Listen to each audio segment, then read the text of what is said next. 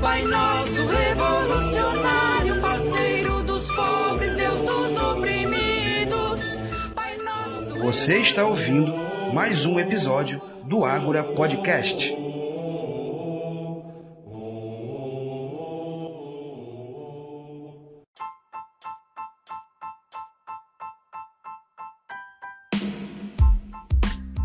Olá, eu sou Carlos Silva e esse é mais um episódio desta temporada do Ágora Podcast, realizado pelo canal Ágora Política, Ciência e Teologia do YouTube.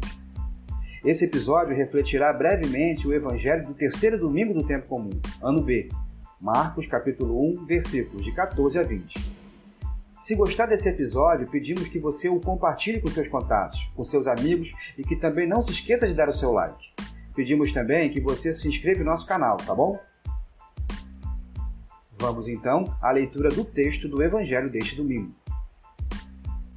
Marcos 1, 14 a 20. Depois que João Batista foi preso, Jesus foi para a Galiléia pregando o Evangelho de Deus e dizendo: O tempo já se completou e o reino de Deus está próximo. Convertei-vos e crede no Evangelho.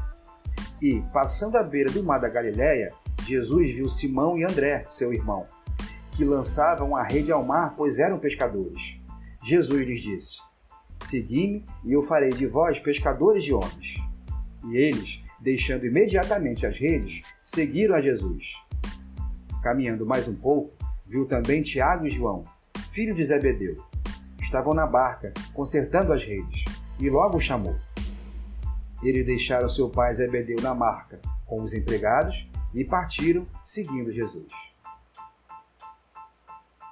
Eis a nossa reflexão. O Evangelho deste domingo nos coloca no início do ministério público de Jesus. Após a prisão de João Batista, cuja pregação chega ao fim com o surgimento daquele que ele anunciava, Jesus então assume todo o protagonismo que lhe é devido. E Jesus inicia seu ministério anunciando o reino de Deus. Pois àquela altura da história, os israelitas não esperavam mais por um reino humano. Pois por mais que os reis de Israel tenham feito por algum tempo um bom reinado, terminaram por falhar e decepcionar o povo. As próprias escrituras prometiam que o próprio Deus lhes iria governar, como podemos ver, por exemplo, no livro do profeta Abidias, no versículo 21, que diz: E o reino será do Senhor. Entre outros exemplos, como Juízes 8, 23, Êxodo 15, 18, Ezequiel 20, 33. Em Jesus Cristo, esse reino, o reino de Deus, torna-se próximo dos homens.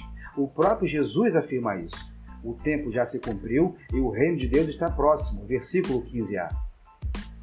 E o reino de Deus se torna tão próximo que fica ao alcance das pessoas, pois o próprio Deus se faz próximo de nós, muito próximo, pois ele se encarna na pessoa de Jesus. Sim, em Jesus Cristo, o reino de Deus passa a estar ao alcance de todos nós. Mas é preciso acolhê-lo em nossas vidas. E Jesus nos diz como fazer. Convertam-se e acreditem no Evangelho. Versículo 15b.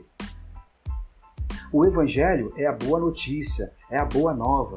Não devemos querer a boa nova por medo do fogo do inferno, mas porque cremos que essa notícia é realmente uma notícia boa, alegre, capaz de nos dar a verdadeira alegria. Mas, para acolher o Evangelho em nossas vidas verdadeiramente, é necessário converter-se, como também nos afirma Jesus. E converter-se significa mudar de vida, que por sua vez implica em assumir um modo totalmente novo de nos relacionarmos no mundo.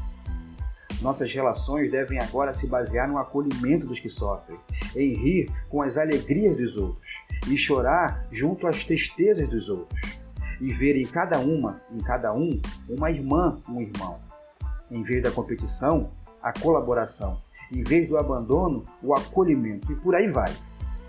É assim que nos tornamos co-construtores deste reino, cujo construtor é o Rei Jesus, cujo reinado é um reinado de amor. No chamado que Jesus faz aos 4 irmãos, vê-se que isso acontece no cotidiano da vida deles, pois estavam trabalhando, eram pescadores, e não no momento litúrgico, no momento solene. O reino de Deus se dá onde você está, em todos os momentos. Cabe frisar que não podemos levar ao pé da letra a conversão dos 4 irmãos, Simão, André, Tiago e João, como ela está no texto, pois sabemos que tudo em nossa fé é um processo.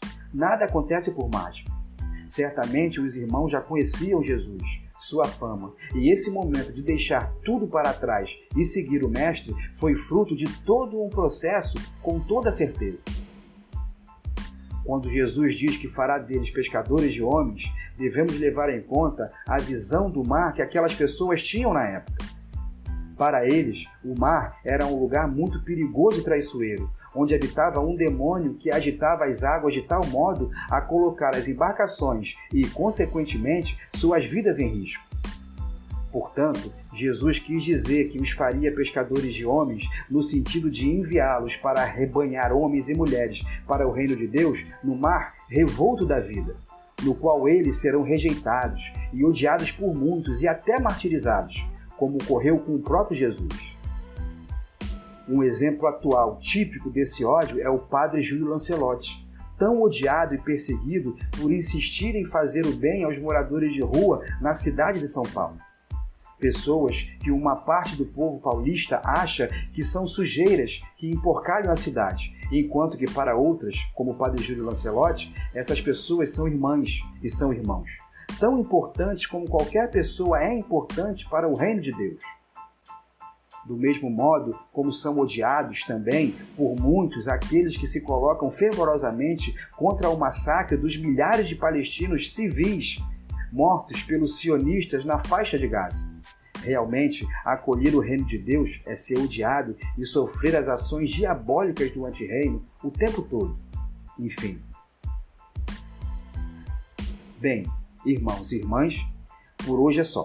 E voltamos a pedir que você compartilhe esse episódio caso tenha gostado e que se inscreva em nosso canal. E que também não se esqueça de dar o seu like, tá bom?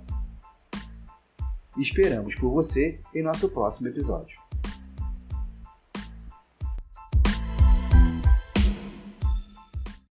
Pai nosso revolucionário, parceiro dos pobres, Deus dos oprimidos. Pai nosso... Você ouviu mais um episódio do Ágora Podcast.